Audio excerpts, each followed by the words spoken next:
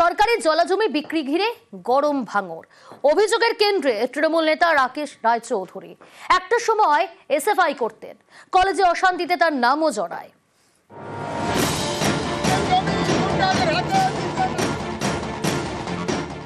দক্ষিণ ২৪ পরগনার ভাঙড়। অভিযোগ, এখানেই বিক্রি হয়ে গিয়েছে ১৭০ বিঘা সরকারি জলাজমি। এই জমি বিক্রির পেছনে যার হাত রয়েছে বলে অভিযোগ, সেই স্থানীয় তৃণমূল নেতার নাম রাকেশ রায়চৌধুরী। আগে দেখুন, আমার জমি জায়গা আছে প্রচুর। আমি তো সেই জমিদার আমল থেকে তো আমার রায়চৌধুরী এখানকার। তৃণমূল নেতা রাকেশের বাড়ি ছিল উত্তর ২৪ পরগনার বিনাখার ঘোষপুকুরে। বিয়ের পর থাকতে শুরু করেন ভাঙড়ের কাঁটাতলায়। এলাকার মানুষ তো রাকেশদার বিরুদ্ধে ওখানে জমিদারকে দখলের অভিযোগ করছে। হ্যাঁ, এটা সম্পূর্ণ অবৈধ। কিছু কিছু শয়তান লোক তো থাকে, যেমন আমরা এখানে বাস করছি, বিজেপি আছে, ওই সিপিএমরা আছে, তাদের নেই কোনো কিছু, তারা পেছনে লাগে সবসময় জন্য করে। ২০০৬ সালে উত্তর ২৪ পরগনার বিনাখার তেলেনিপাড়ায় অশান্তিতে রাকেশ রায়চৌধুরীর নাম জড়ায়। তারপর দীর্ঘদিন বাড়ি ছাড়া। অভিযোগ, ভাঙড়ের দুষ্কৃতী স্বদেশ মণ্ডলের দলে নাম লেখান রাকেশ। ভাঙড় কলেজে ভর্তি হন, এসএফআই করতেন। ২০০৬ সালে কলেজ নির্বাচনে অশান্তিতে রাকেশের নাম জড়ায়।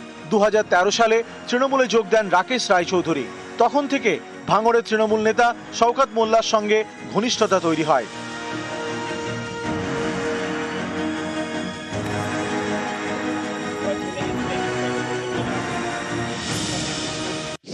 ২০১৮ সালে ভাঙড়ের তারদহ পঞ্চায়েতের উপপ্রধান নির্বাচিত হন রাকেশ। পরের বছর ভাঙড় ১ ব্লকের তৃণমূল শ্রমিক সংগঠনের সভাপতি। বানতলা চর্মনগরীর তৃণমূল শ্রমিক সংগঠনেরও সভাপতি হন। ২০২১ সালের বিধানসভা নির্বাচনে ক্যানিং পূর্ব থেকে শওকত মোল্লা জেতেন, কিন্তু তারদহ অঞ্চল থেকে তিনি লিড পাননি।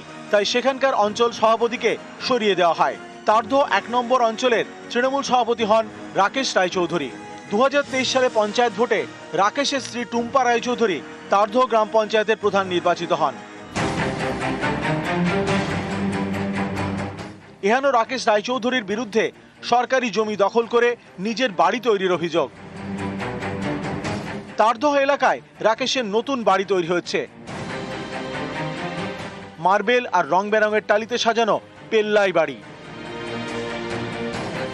রাকেশের নাম জুড়েছে যে বিতর্কের সঙ্গে, তার কেন্দ্রে পুটিবাবুর ভেড়ি।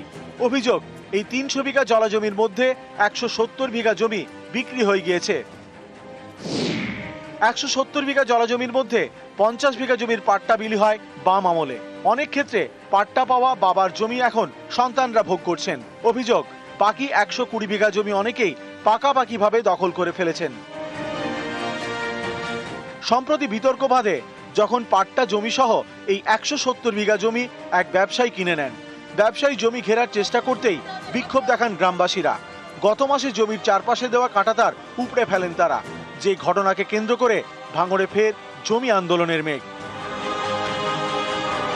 জিয়াউল আলম এবং কল্যাণ মণ্ডল, নিউজ ১৮ বাংলা।